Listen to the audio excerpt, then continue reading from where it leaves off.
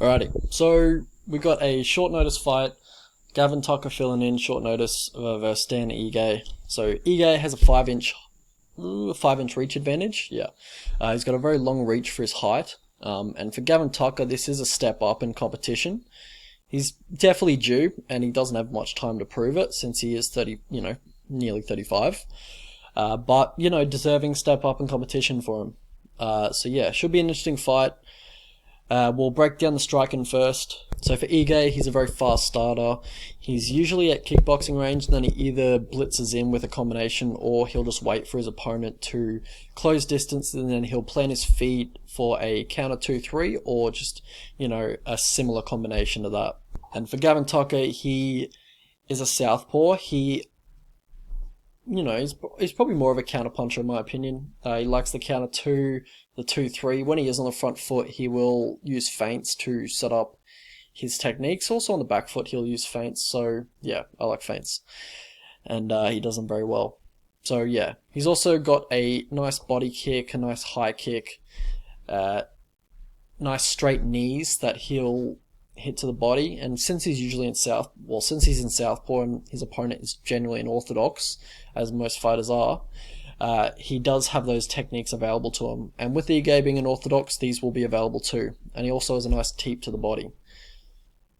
Ige probably doesn't want to stay at range too long with Tucker because he will be, open for those techniques. In the grappling for this one, I haven't seen too much from Ige, just on his ground game. Like, he's apparently a black belt Brazilian Jiu-Jitsu, but in his UFC fights, he hasn't really got to show it, really. I didn't, find too much on that.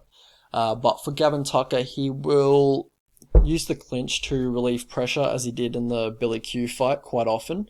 And then once he's in the clinch, he'll look to knee the body, use slashing elbows off the clinch break, or he'll go for his own takedown and outside leg trip. And just at distance, he'll go for the single leg, and then he'll look to run the pipe. He'll take the back if his opponent tries to turn away from it, or if they're on the ground turtled and, they just give their back pretty much. He'll look to take it. But he just generally doesn't have the best top control when he does get in a dominant position. Opponents seem to not have too much trouble getting back up. And how these guys, win their fights, both these guys have very good fight IQ. Dan Ige, he knows how to win decisions over, technically or physically superior opponents. In the Bektic fight and the, Barboza fight, the two good examples of that, very good fight IQ. Turning those fights in his favor, where, on paper it looked like he seemed to be outmatched. And he does have a bit of power in his hands, does Dan Ige. He, especially early on in fights. He will hit the body as well pretty nicely. So for Gavin Tucker, he's good cardio, good volume. Yeah, it's definitely improved in the cardio and the volume, and his grappling game as a whole, especially the grappling in the time off that he had after the Rick Glenn fight, I believe it was. He's really improved since then.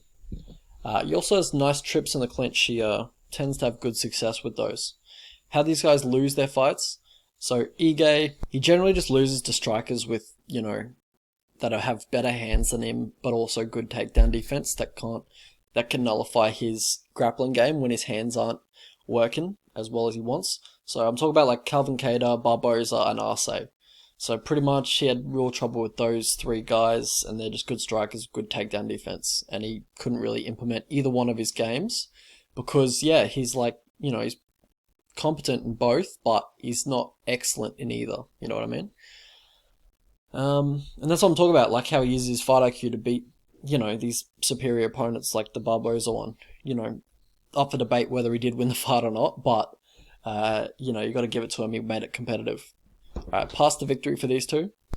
Alright, so for Gavin Tucker, look to clinch when he blitzes in, look for trips or the knees, and then, once you got him down, just look for control. Also, just the kicks at distance, just in that southpaw versus orthodox stance. For Ige, look to hit the body, just be mindful of the knees when you're closing distance. And how I see this fight going, Yeah, I found this fight very hard to make a prediction for, or just visualizing it in my head. Couldn't really do it. That's why kind of late upload. I was trying to rack my brain of how this is going to play out, and I can't. Yeah, normally I do have a prediction and a breakdown for you guys, but yeah, I have a real hard time figuring out who's going to win this fight. I think it's more like I think it's likely a 50-50 fight. So yeah, I think maybe Gavin Tucker is the value side if you're a better, but yeah, I don't really have a great read on this. Ige is going to be the aggressor. He's probably going to be landing a few shots. Is Gavin Tucker going to catch him when he's coming forward? I don't really know because he's never faced this kind of opposition before and this level of opposition. And then there's the intangibles that Ige has, which don't really get put on paper, like his fight IQ and, how he finds a way to win. So it's kind of hard to quantify that and just, make a solid prediction for you guys. So, I got my apologies. Don't really have a great read on this one, but I think it's a 50-50 fight and, the value is probably on Tucker. And I do not lean either way. So, sorry about that. But, we'll look at the betting lines anyway.